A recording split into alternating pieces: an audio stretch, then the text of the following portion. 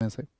तो ये कोमागाटा मारू आपका जहाज का केस था, जिसने क्या कर दिया, एक नई चिंगारी को जन्म दे दिया।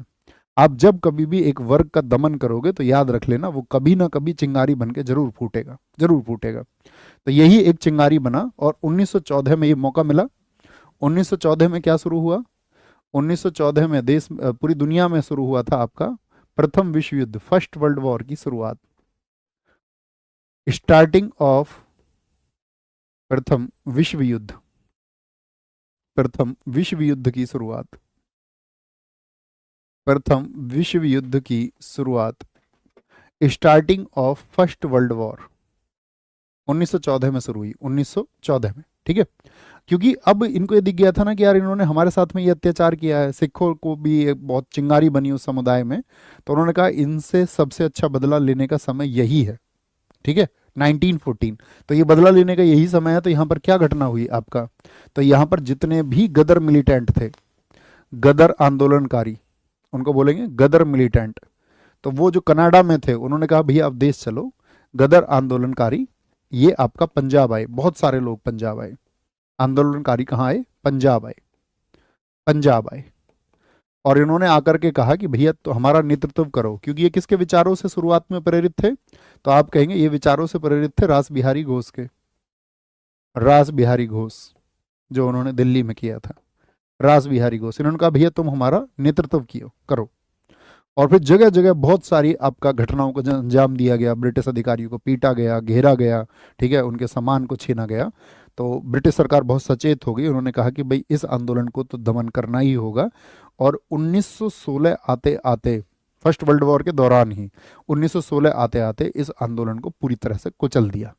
रास बिहारी घोष ये अपनी जान बचा करके, इनको मतलब गुप्त तरीके से ये भाग गए और आपका जान बचा करके यहाँ इंडिया से, इतनी कठोर कार्यवाहियाँ उनके प्रति चल रही थी, तो रास बिहारी घोष अपनी जान बचाते हुए पहुंचे थे यहाँ पर जापान, जहाँ पर सुनते हैं कि बाद में उन्होंने वहाँ जा करके शादी भी की, है ना, शादी कर ली। तो नेतृत्व किसको दिया था, याद रख लेना। जब आपसे पूछे कि गदर आंदोलनकारी 1914 या प्रथम विश्व युद्ध के दौरान भारत आए, तो उन्होंने अपनी जो लीडरशिप थी वो किसको दी थी? रास बिहारी घोष को दी थी। ओके, ये आपको याद रखना है। ठीक है, रास बिहारी घोष को वो दे देते, सॉरी रास बिहारी घोष कह रहा हूँ, आप भी कंफ्यूज हो गए, रास बिहारी बोस, घोष नहीं, रास बिहारी बोस, रास बिहारी बोस को ये आपका क्या बोलेंगे? रास बिहारी बोस। लिखो एक बार, बोस बोस बोस, बोस होगा। हाँ, आप देखो आप सब भी समझ गए, बॉस नहीं बोस। बोलो जी, बहुत बढ़िया, बहुत बढ़िया, बहुत सही, बहुत सही, बहुत सही, वेरी गुड, बहुत शानदार। तो क्या बोलेंगे, ये आपका हम आपको बता रहे थे गदर आंदोलन को। ठीक है, तो ये गदर आंदोलन चला था, और गदर आंदोलन को कब कुचला गया, याद रखें, इसको लिख लें एक डेट, 1916 में इसको कुचल दिया गया। लेकिन आंदोलन तो एक खत्म होगा तो दूसरा शुरू होगा, कहीं ना कहीं भारत के कोने में कहीं ना कहीं तो क्रांतिकारी जीवित हैं। तो ऐसा ही एक आंदोलन शुरू हुआ भारत में, होम रूल आंदोलन। 1916 में इसको कुचला गया, तो भारत में एक नया आंदोलन शुरू हुआ आपका, होम रूल आंदोलन, होम रूल, होम रूल आंदोलन, या जिसको हम स्वशासन आंदोलन भी कहते हैं, स्वशासन आंदोलन, स्वशासन आंदोलन। ये होम रूल मूवमेंट क्या था? होम रूल मूवमेंट, मेरा एक क्वेश्चन रहेगा फिर आप इसको समझ पाएंगे अच्छे से। मेरा क्वेश्चन आपसे ये है कि होम का मतलब क्या होता है? घर। रूल का मतलब होता है शासन, यानी गृह शासन, गृह शासन। अब हमारा देश था, तो हमारे देश का जो शासन है वो किसके हिसाब से चलना चाहिए था? ब्रिटिशियर्स के हिसाब से या भारतीयों के हिसाब से? तो आप कहेंगे भारतीयों के हिसाब से। तो ये जितने भी आंदोलनकारी थे, तो क्या ये ब्रिटिश सरकार से छुटकारा चाह रहे थे? नहीं, ये बात मत सोच लेना। ब्रिटिश शासन के अंतर्गत ही हमारा शासन हो, यानी ब्रिटिशियर्स जाएं या ना जाएं, लेकिन जो हमारा शासन है, जब जाओगे ठीक है, लेकिन हमारे अभी शासन को हमको दो, अभी जो नीतियां हैं वो हम बनाएंगे। ठीक है, जितने भी हमारी यहाँ पर परिषदें चल रही हैं, नगर पालिका, ग्राम वगैरह, जो कुछ भी है, ये सब चीज़ें किसके अंदर में होनी चाहिए? इन सब चीज़ों पर भारतीयों का केंद्रीकरण होना चाहिए, और वो भारतीयों के हिसाब से चले, अकॉर्डिंग टू द इंडियंस। बहुत बढ़िया, वेरी गुड, वेरी गुड, बहुत बढ़िया। तो होम रूल आंदोलन यही एक तर्ज पे चला था, क्योंकि ये क्या कहते थे?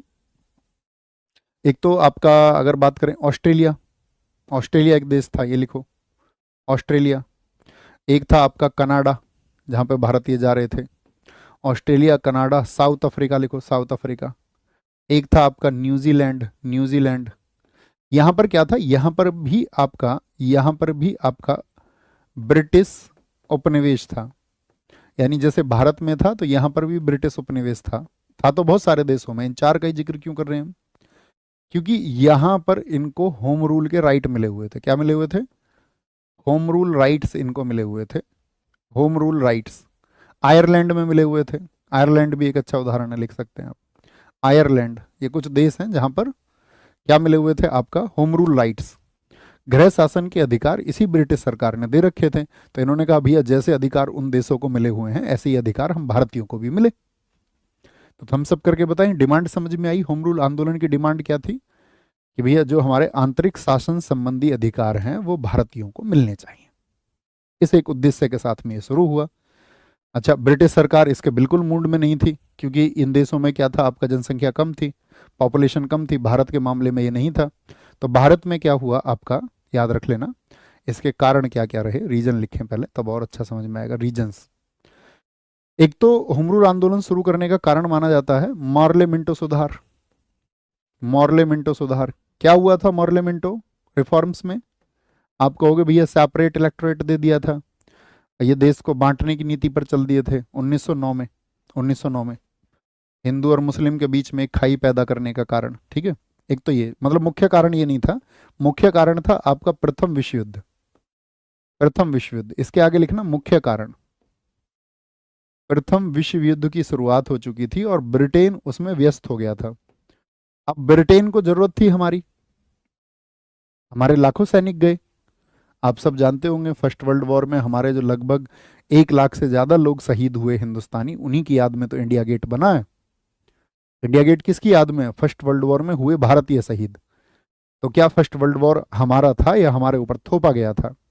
अब चूंकि हम आपका ब्रिटिश उपनिवेश में थे तो ब्रिटिशियर्स को हमारी बहुत मदद की जरूरत थी, क्योंकि उनको लोग चाहिए थे, है ना। और बहुत सारी चीज़ें तो इवन उन्होंने ये कर दिया था कि जैसे मेसोपोटामिया में जो युद्ध का खर्चा आ रहा है वो भारत के फंड से जाएगा। क्यों जाएगा जी हमारे फंड से? हमने क्या प्रथम विश्व युद्ध की शुरुआत की है? या तुम हमारे संसाधनों को यदि वहां लगा दोगे, हमारे लोगों को वहां लगा दोगे, तो हम जिम्मेदार थोड़ी हैं इस बात के लिए। तो इनको लगता था ये राइट टाइम है, इस समय ब्रिटिश सरकार को झुकाया जा सकता है। और ये राइट टाइम था या नहीं था, बताओ? आपकी नज़र क्या कहती है? हाँ जी, उनको लोगों की जरूरत थी। इतने लोगों की जान गई भारतीयों की प्रथम विश्व युद्ध में, जो युद्ध हमारा नहीं था। तो लेकिन यहाँ पर बहुत सारी शक्ति थी। आप सबको पता होगा फर्स्ट वर्ल्ड वॉर की शुरुआत जब हुई तो गांधी जी देश में एंटर कर चुके थे 9 जनवरी 1915 को। उन्होंने कहा नहीं, ब्रिटिशियर्स में विश्वास रखो, है ना, इनकी भावनाओं का सम्मान करो। और उन्होंने लोगों से आह्वान किया था कि तुम्हें सेना में भर्ती होना चाहिए और ब्रिटेन की तरफ से लड़ना चाहिए। इसलिए तो गांधी जी को अंग्रेजों ने केसर हिंद का टाइटल दिया और ये कहा कि ये भर्ती कराने वाले सार्जेंट। लोगों ने कहा फिर भैया तो भर्ती कराने हैं गांधी जी, तो यहाँ आते ही 9 जनवरी 1915 को आए और आते ही ये स्लोगन उनका चालू ही हो गया। बहुत सारे लोग तो हमारे देश में ये भी कहते हुए आपको पाए जाएंगे कि गांधी जी तो शायद किसी योजना के तहत हमारे देश में सेट किए गए थे, किसी प्लानिंग के तहत, है ना, इस देश में, ताकि ये देश क्या जो आपका क्रांतिकारी आंदोलन इस देश में चल रहे थे वो कहीं और मूव ना हो जाए। ये एक मत है, मतलब कुछ लोगों का ये मानना है कि क्रांतिकारी आंदोलन से इस देश को कोई और दिशा ना मिल जाए। तो ये माना जाता है कुछ लोगों के द्वारा, है ना। तो क्या बोलेंगे, आपका प्रथम विश्व युद्ध की शुरुआत हो चुकी थी और ये राइट टाइम था प्रथम विश्व युद्ध की शुरुआत। एक क्या है, 1914 में, 1914 में आपका तिलक रिहा हो गए थे। तिलक रिहा, बाल गंगाधर तिलक जेल कब गए थे? मैंने आपको बताया था, बताओ जरा फटाफट से आंसर करो। रिहा हो गए थे 1916 में। 1916 में आपका लखनऊ पैक्ट हो चुका था, लखनऊ पैक्ट, लखनऊ पैक्ट हो गया था, लखनऊ पैक्ट, ठीक है, लखनऊ पैक्ट। और लखनऊ पैक्ट में क्या हो गया था, एक एकीकरण हो गया था कांग्रेस में, नरम दल, गरम दल, और इनके साथ में कौन आ गया था? मुस्लिम लीग भी। क्योंकि मुस्लिम लीग भी समझ गई थी ना धीरे धीरे कि ये ब्रिटिशियर्स हमारे अधिकारों के लिए कुछ नहीं करेंगे, क्योंकि उन्होंने तुर्की में मुसलमानों के साथ में सही नहीं किया। तुर्की में एक वॉर लड़ा गया था 1912-13 में, फर्स्ट वर्ल्ड वॉर से पहले, बाल्कन युद्ध। तो बाल्कन के युद्ध में उन्होंने मुसलमानों का बिल्कुल ख्याल नहीं रखा। तो मुसलमान इस बात को समझ गए कि ये ब्रिटिश सरकार तो अपने हितों की पूर्ति सिर्फ कर सकती है, इसको अपने स्वार्थ से अर्थ है, इसको ना हिंदुओं से मतलब है, ना मुसलमानों से मतलब है, ना इस देश से मतलब है। तो इन्हीं सब प्रयासों की वजह से तिलक जी ने प्रयास किया आती अपने जेल के, भी हम सबको एकजुट होना होगा, नरम दल गरम दल। मैंने आपको बताया था फिरोज शाह मेहता जो विरोधी रहते थे एकदम गरम दल के, उनकी डेथ हो चुकी थी 1916 में। समझ रहे हो मैं क्या समझाना चाह रहा हूँ? ठीक है, तो ये मुस्लिम लीग, अब चूंकि जैसे ये मॉर्लेमेंटो सुधार हुआ था तो इससे मुस्लिम लीग खुश था। इससे कांग्रेस क्या थी, कांग्रेस असंतुष्ट थी। लेकिन जब बंगाल विभाजन रद्द हुआ था 1911 में तो मुस्लिम लीग असंतुष्ट हो गई थी, क्योंकि उनको तो लगता था कि बटा हुआ ठीक है, और अंग्रेजों ने उनके दिमाग में, मुसलमानों के दिमाग में इस जहर को भर दिया था कि भैया तुम्हारा हित इस कांग्रेस से नहीं हो सकता, तुम्हें तो अपनी ही एक पार्टी बनानी पड़ेगी, अपनी ही पार्टी। ठीक है, और बाकी तो कोई पार्टी ऐसी जो है आपका जिसका नेता या अग्रणी जिसके हिंदू हो, या जिसमें हिंदू संख्या में ज्यादा हो, वो पार्टी तुम्हारा भला नहीं कर सकती। ओके, तो ऐसा माइंडसेट चल रहा था, ये सारे रीजन्स थे। अब इनको लगा कि यार ठीक है ये कर लेते हैं, ठीक है। तो इसके बाद में फिर होम रूल आंदोलन की शुरुआत होती है। कैसे चला होम रूल आंदोलन? तो इसके लिए बने home rule league. Annie Besant 1915 में तो पत्र लिखती रही कांग्रेस को कि भाई हमको आपका ये करना होगा, लेकिन कांग्रेस का जब इंतजार करते हुए उनका इंतजार खत्म हो गया तो होम रूल लीग बने। कितने होम रूल लीग थे भारत में? होम रूल लीग थे दो।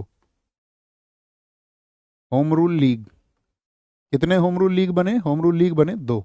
कौन कौन से दो होम रूल लीग बने? एक बना आपका 28 अप्रैल 1916 को, 28 अप्रैल 1916 को। ये जो होम रूल लीग था सबसे पहले गंगाधर तिलक ने इसको बनाया, बाल गंगाधर तिलक। कहां पर बनाया था इन्होंने? इन्होंने बनाया था पुणे में, महाराष्ट्र में।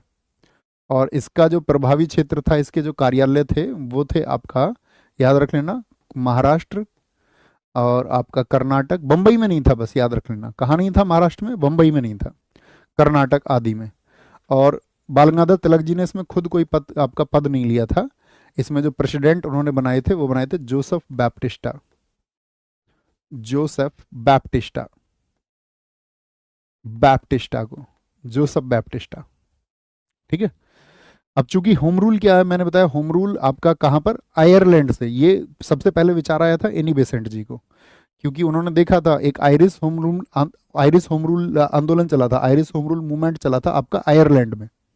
ठीक है सर, मुझे आपसे ये पूछना था, गरम दल सही था या गांधीवाद सही था, कौन था भारत के लिए? बच्चे आप पढ़ते जाइए, थोड़ा थोड़ा आपकी समझ खुद विकसित हो जाएगी। एक स्टेटमेंट से नहीं बता सकते हैं, हालांकि हम आपको एक स्टेटमेंट दे चुके हैं पहले ही।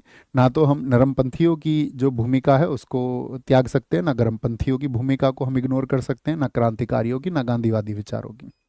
ठीक है, तो किसी को आप इग्नोर नहीं कर सकते, यानी कि आप एक तुलना करके किसी को नीचे या ऊपर नहीं रख सकते इसमें, है ना। और धीरे धीरे जब आप अगली 5-6 कक्षाएं जो है ना, ये बहुत महत्वपूर्ण कक्षाएं हैं इस देश को समझने के लिए। इस देश के वो जो आज जिनके नाम पर राजनीति होती है, उन कैरेक्टर्स को समझने के लिए जो अगली 5-6 कक्षाएं होंगी तभी आप समझ पाओगे, अगले वीक तक, यानी वो उतना इंतजार करना पड़ेगा, क्योंकि एक स्टेटमेंट में दे दूं तो उससे कोई अर्थ नहीं बनता। समझ पा रहे? तो मुझे बताओ, होम रूल लीग जो ये चला था ये किससे प्रेरित था आपका? तो याद रखना, आयरिश होम रूल से प्रभावित था ये, आयरिश होम रूल से प्रभावित, आयरिश होम रूल से प्रभावित था ये, आयरिश होम रूल से ये प्रभावित था, influenced from Irish home rule league. ऐसा ही फिर थोड़ा इंतजार करने के बाद में कांग्रेस का वेट करके फिर किया एनी बेसेंट जी ने।